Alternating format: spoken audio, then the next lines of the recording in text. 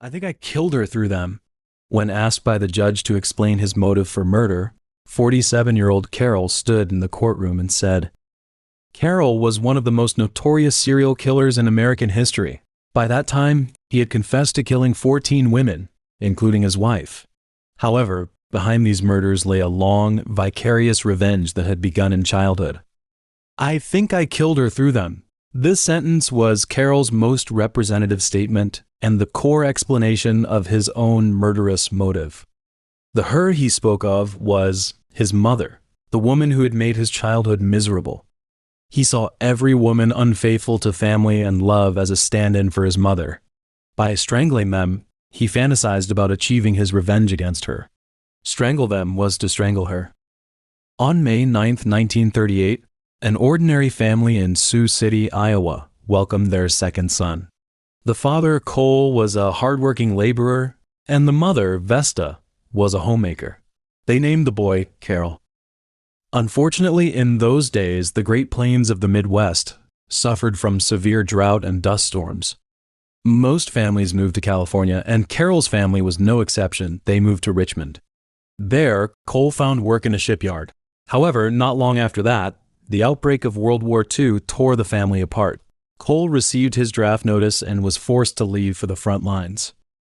During the time Cole was away from the family, Carroll's childhood nightmare began. In those days, many women left behind faced problems of emotional loneliness, economic pressure, and social temptation, and Vesta was one of them. Faced with these problems, Vesta, the mother left at home, the mother who needed to care for her children, began one cheat after another. What was unbelievable was that her cheating was not in the ordinary sense, for she forced the young Carroll to accompany her to her cheating place. Hotel rooms, back seats of cars, strangers' apartments. She threatened him with violence to keep her secret. If you tell your father, and then I will beat you to death. Beyond this, Vesta also subjected Carroll to a lot of emotional abuse, especially gender humiliation. She forced Carroll to wear frilly dresses and petticoats, dressing him up to look like a girl, and made him serve as mommy's little girl at parties for female guests to mock. After entering school, Carroll, a name that was almost universally mistaken for feminine at the time, made him the target of bullying by his peers. They mocked him as a sissy, a fake girl, mommy's little girl. In the end, these painful experiences led Carroll to develop a pathological hatred with unfaithful women, along with severe gender identity trauma and sexual psychological distortions. Carroll later said, "The kids teased me and it hurt. I felt hostility, and I retreated more and more into myself." In 1946, when he was only 8 years old, Carroll drowned his classmate Owen, who had mocked him, in the water at Richmond's yacht harbor. Owen's last words before dying were, "What's it like having a girl's name, Carroll?" At the time, the police hastily ruled Owen's death an accidental incident, and the truth of this murder would not be revealed until decades later, when Carroll disclosed it in his autobiography written in prison. In an interview, Carroll said, "I was primed. I had made the mental commitment I was going to get even with my mother, and things just built up and became an obsession." In 1957, after graduating from high school, Carroll joined the United States Army. However, he was dishonorably discharged in 1958 for misconduct after stealing a pistol and firing at vehicles on the highway. 1 year later, he attacked two couples parked in cars on a lover's lane. Shockingly, shortly after the attacks, Carroll voluntarily flagged down a Richmond police officer, stating that he wished to turn himself in. He confessed that he had long been tormented by violent fantasies of strangling women. It can be said that, apart from the murder in his childhood, Carroll was the first serial killer in history to warn the police before committing his series of murders. However, none of the policemen believed his words. Over the following 3 years, Carroll was merely placed in psychiatric hospitals without receiving effective restraint or treatment. In the final stage of his stay at Stockton State Hospital, a doctor named Weiss left a remarkably prescient diagnostic record. He seems to be afraid of the female figure and cannot have intercourse with her first, but must kill her before he can do it.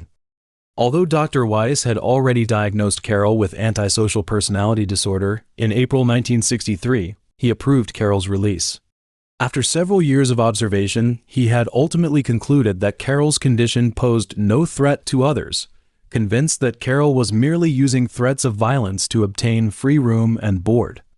What he did not know at the time was that a dangerous person who clearly expressed his fantasy of killing and had been diagnosed with severe personality disorder was sent back to society by his hand. After leaving the psychiatric hospital, Carroll moved to Dallas, Texas, where he sought refuge with his older brother, Richard. There, he met and married an alcoholic stripper named Billy. This marriage did nothing to change Carroll's pathological hatred of women. Instead, it made him more violent and paranoid. In 1965, after he got the idea that Billy was cheating on him, he set fire to a motel. In the end, he and Billy's marriage broke down, and he was arrested and sent to prison for arson. After serving his sentence, Carroll attempted to strangle an 11-year-old girl in Missouri. He had sneaked into her bedroom while she was sleeping and tried to choke her. This case led to his second arrest and a 5-year prison sentence. However, prison life did nothing in terms of rehabilitation. As Carroll himself later admitted, "If anything, I got worse." Following this release, Carroll headed to Nevada, where he once again attempted to strangle 2 women. Incredibly, Carroll chose to voluntarily commit himself to a psychiatric hospital yet again, once more revealing his homicidal fantasies to doctors. Tragically and outrageously, although the doctors clearly noted Carroll's mental condition and diagnosed him with antisocial personality disorder, alcoholism, compulsive behavior involving the strangling and raping of women, they chose not to notify the police to detain him, just simply bought him a bus ticket back to San Diego. This was Carroll's final explicit cry for help to the judicial and medical systems before he embarked on his series of murders. Yet once again, he was dismissed as someone merely trying to obtain free room and board. On May 7, 1971, 33-year-old Carroll encountered 39-year-old Louise in a bar. The two hit it off, and he then invited Louise to his car for what he promised would be a beautiful encounter. However, once inside the car, Carroll suddenly attacked, clamping his hands around Louise's throat and strangling her until she was completely dead. Just 2 weeks later, Carroll killed again. The identity of this second victim remains unknown. During later interrogations, Carroll explained his motive for these crimes. Those women had all been unfaithful to their husbands, and they were like the mother who had repeatedly committed adultery during his childhood and brought him such humiliation. In July 1973, Carroll married a barmaid named Diana, but this relationship was unhappy from the start. Both of them were heavy alcoholics, and arguments and physical altercations were routine in their household. So Carroll frequently ran away from home. However, Carroll's runaway was actually looking for his prey around the city. During those days, Carroll committed multiple murders, including one in Oklahoma City in 1977. He claimed that when he woke up, the woman was already dead in the bathtub, her feet and arms placed in the refrigerator, and flesh carved from her buttocks sitting in a frying pan on the stove. In September 1979, following a violent argument, Carroll strangled Diana to death. He wrapped her body in a blanket and stuffed it into a closet. 8 days later, a neighbor, noticing that Diana had not been seen for several days, chose to call the police. When the police arrived, they found Diana's remains in the closet, and the crime scene clearly indicated homicide. However, inexplicably, because the medical examiner detected that Diana's blood alcohol concentration was 4 times the legal limit, he hastily ruled her cause of death as alcohol poisoning, directly resulting in Carroll being released without charge after police questioning. Later, Carroll went to Las Vegas. There, he met Mary in a bar, and that very night, the two of them went to a motel and had sex. Then Carroll strangled Mary to death. Several weeks later, Carroll traveled to Dallas. In November 1980, within the span of a single month, he strangled 3 women to death in succession. In the second murder case, he was a suspect of the police. At the crime scene of the third case, he was arrested by the police on the spot. The victim of the third case was 43-year-old Thompson. At that time, Thompson's children had come to visit her.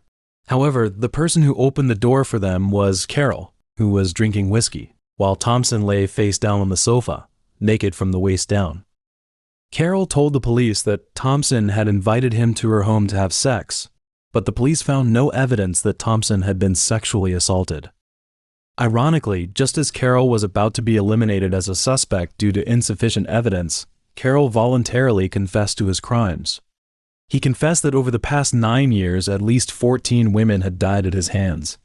He added that the actual number might be even higher, but because he was usually intoxicated when he committed his crimes, many details had long since been forgotten. For example, during his later trial, when describing the Oklahoma City murder, he said, "This one is almost a complete blank. Evidently I'd done some cooking the night before. There was some meat on the stove in a frying pan and part that I hadn't eaten on a plate on the table." On April 9, 1981, Carroll was convicted of the 3 murders in Texas and sentenced to life imprisonment. In January 1984, upon learning of the death of his mother Vesta, Carroll's attitude underwent a marked transformation. He agreed to face additional murder charges brought by the state of Nevada, even though that meant he would be sentenced to death, and he did so nonetheless. In February 1984, Carroll was extradited to Nevada, where he was tried and convicted of the 2 murders committed in 1977 and 1979. In October, the Nevada court sentenced Carroll to death. When the sentence was pronounced, he addressed the judge, "Thanks." Before his execution, Carroll spent the time quietly, granting permission for a Las Vegas neurosurgeon to study his brain after death, in an effort to explain his violent life. The American Civil Liberties Union, the United Methodist Church of Reno, and several death row inmates jointly petitioned for Carroll's sentence to be commuted, seeking to spare him from the death penalty. However, their actions were met with Carroll's stern refusal. Carroll stated, "Prolonging my life would be a waste of taxpayers' money. I have made such a mess of my life that I do not wish to continue." At 2:10 a.m. on December 6, 1985, 47-year-old Carroll was executed by lethal injection at the Nevada State Prison.